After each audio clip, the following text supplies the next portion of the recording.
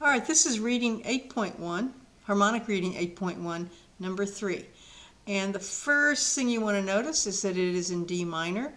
The harmonic intervals are in the left hand, and I have some fingering written in, which I am going to use, and I'm going to notice that the legato is probably best in the top voice, like this.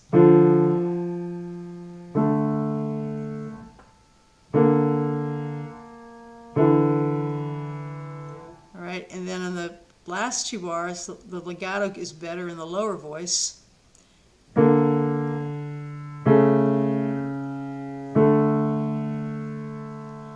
right, so let's talk about that a little bit more.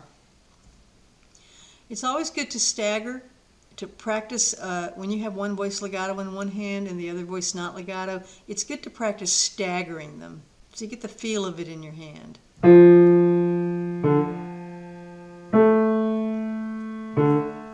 Then I change positions. And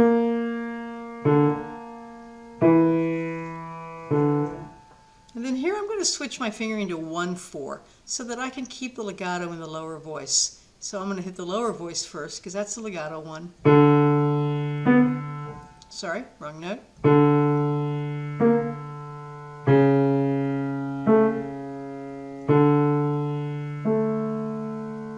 So let me do those last two bars again. Notice I've shifted my fingering position.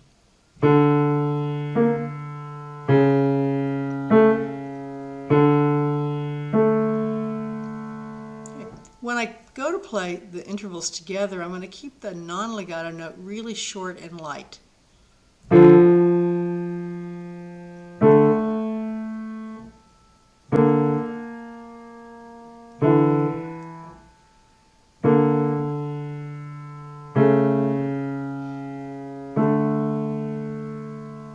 Eventually, though, I want it to not be quite so extreme.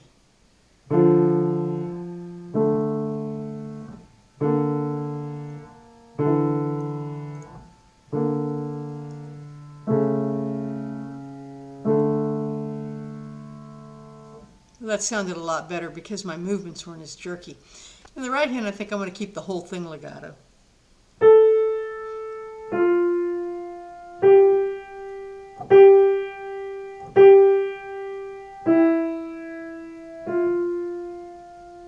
Of course, you know I can't play repeated notes legato, so I'm going to make them as connected as I can.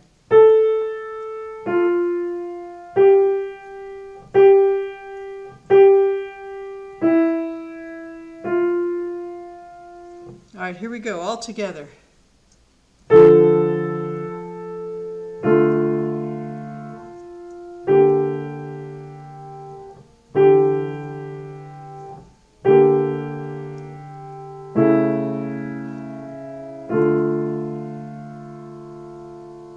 Here it is again.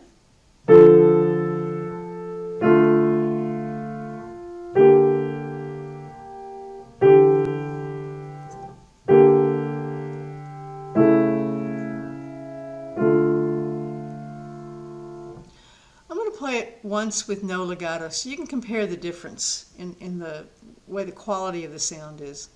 This is nothing legato.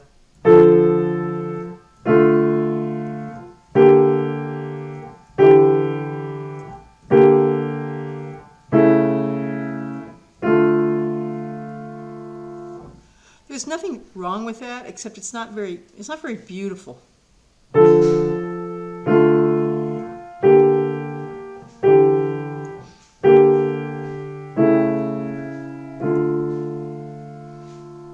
And that's how you want it to sound.